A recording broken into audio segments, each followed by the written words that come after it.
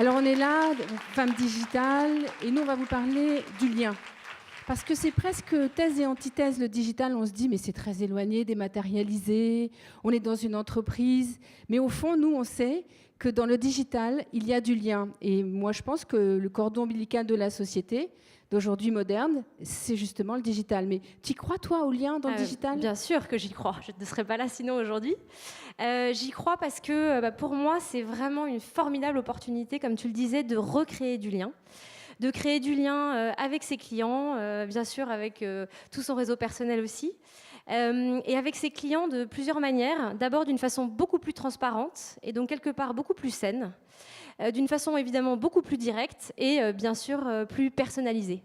Et j'y crois d'autant plus que dans mon métier, parce que je m'occupe donc du marketing des centres commerciaux Clépierre, historiquement, sans le digital, on parlait très peu finalement avec nos clientes, nos shoppeuses en centre commercial. On parlait beaucoup avec H&M, avec Zara, avec toutes les boutiques qui venaient dans nos centres, mais on parlait peu avec nos clientes. Et c'est vrai que l'arrivée du digital, avec la profusion des canaux qu'il offre, finalement, nous permet, via bien sûr les réseaux sociaux, évidemment, mais aussi le ICRM, les push notifications et bientôt le chat, nous permettent vraiment de reconstruire un lien transparent et beaucoup plus personnalisé avec nos clients. Tu disais sans couture, hein, c'est vraiment, Oui. je vais parler avec vous, je suis en proximité avec vous dans les magasins. Exactement, c'est vraiment l'occasion, au-delà du lien aussi, de créer un parcours vraiment sans couture, simple et beaucoup plus riche pour nos clients à la fin. Et alors toi, Sandrine, tu as choisi de créer du lien finalement entre un monde plutôt physique aussi, qui est le monde de la déco, et le monde du digital.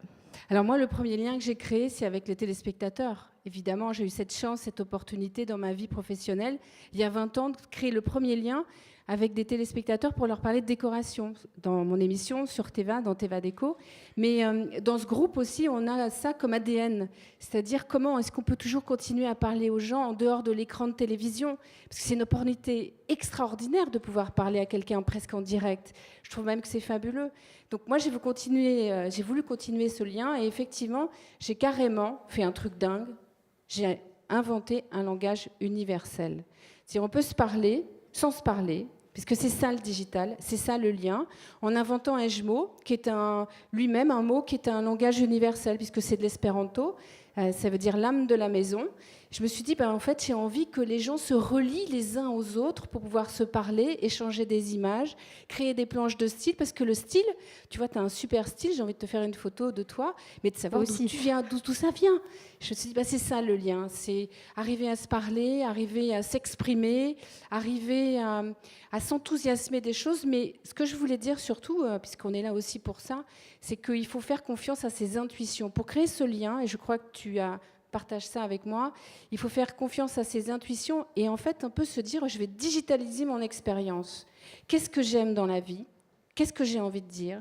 Quelle promesse j'ai envie de faire à la personne avec qui je vais parler ? Et donc créer du lien, c'est aussi trouver sa tribu. Et sa tribu, quand on l'a trouvée, ce lien-là, il est formidable parce que le digital, comme tu le dis, permet de parler sans couture, directement, en s'enflammant, s'enthousiasmant, en s'étonnant. Et ça, je trouve que c'est fabuleux. Être une femme digitale, c'est un cadeau.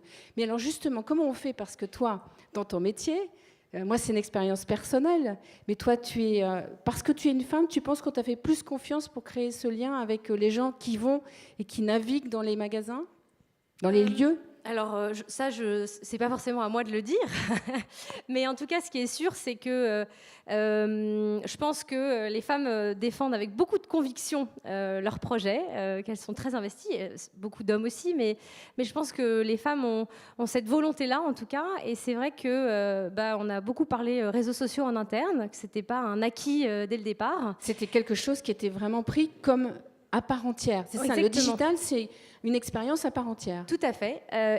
Si je prends l'exemple des réseaux sociaux, donc on a lancé un certain nombre d'opérations qu'il a fallu défendre en interne, bien sûr.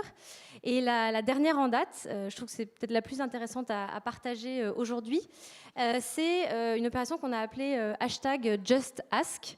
où en fait on a proposé finalement à toutes nos clientes et à tous nos clients de nous remonter toutes les questions qu'ils pouvaient avoir, toutes les suggestions aussi qu'ils pouvaient avoir pour justement optimiser ce parcours client sans couture. Et on leur répondait en moins d'1 heure.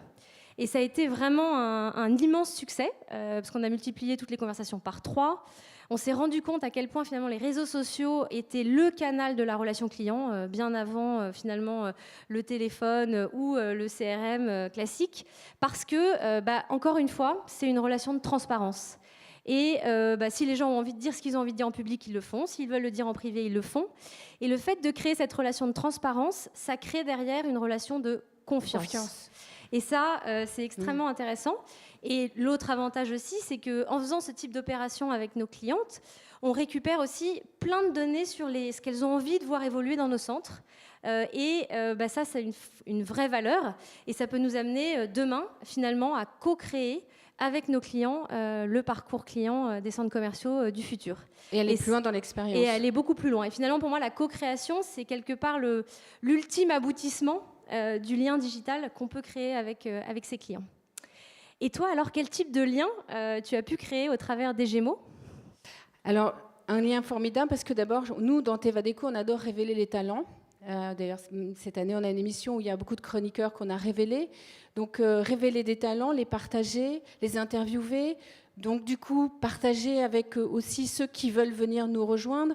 C'est vraiment cette idée tout le temps de se relier. Moi, j'aime beaucoup ça. Je trouve qu'on est dans une société où on nous promet parfois le pire, mais le meilleur, c'est quand même d'arriver à se retrouver tous ici pour trouver ce lien autour de l'immatériel. C'est quand même formidable.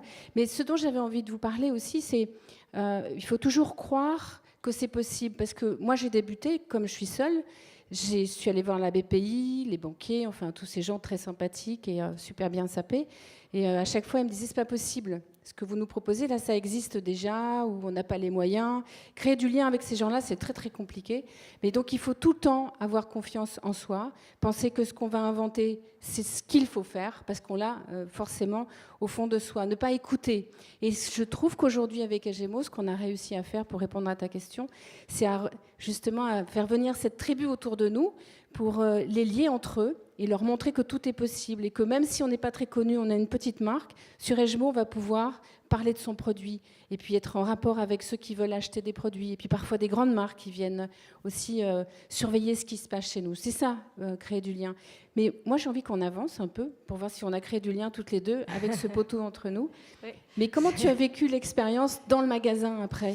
Alors c'est vrai que du physique au digital. Voilà, tout l'enjeu est derrière de faire le lien entre ce qu'on fait sur le monde du digital et ce qu'on fait sur le monde du physique. Et ce qui est intéressant, c'est que l'un et l'autre se répondent énormément et s'amplifient finalement mutuellement.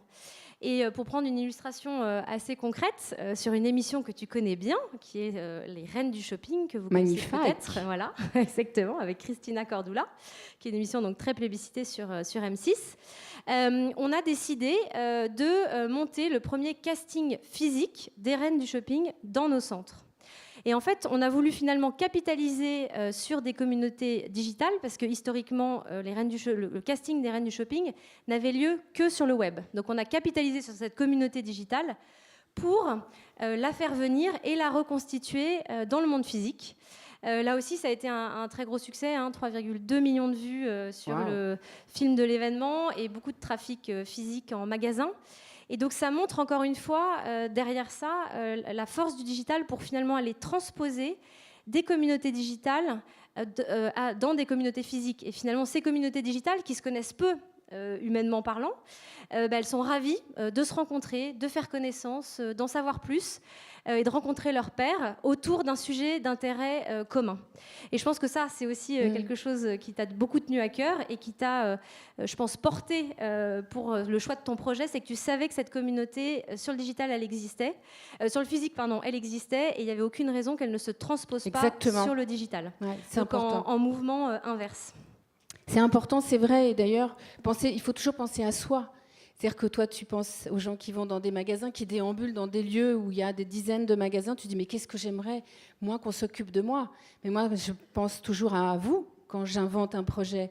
Mais je pense que si on devait résumer, pour se lancer dans le digital, il faut avoir quelques petites choses en tête. La première, c'est respecter toujours la promesse qu'on a faite aux gens. Parce que ça, c'est, je pense, puisqu'on parle de lien et d'humain, quand on fait une promesse, il faut la tenir. Même parfois, si on a envie de s'en éloigner un petit peu, il faut y revenir. Trouver le bon outil. Alors l'outil, ça peut être développer une techno, ça peut être un site internet, un blog, peu importe. Trouver l'outil parce que c'est ce qui va nous permettre d'avoir le meilleur langage. Et puis toujours croire en soi. Le service, croire en soi. Je pense que l'expérience, l'outil, et toujours tenir sa promesse. Il n'y a aucune raison de ne pas réussir et d'être ici à notre place l'année prochaine pour raconter votre expérience d'une femme digitale. Et je rajouterais garder ses convictions. Parce que parfois on n'a pas la bonne idée au bon moment, mais quelques mois plus tard, elle revient et elle revient au bon moment. Donc, c'est ça, être une femme aussi. Voilà, c'est aussi ça, être une femme, c'est savoir insister, ne rien lâcher et croire en ses idées. Voilà.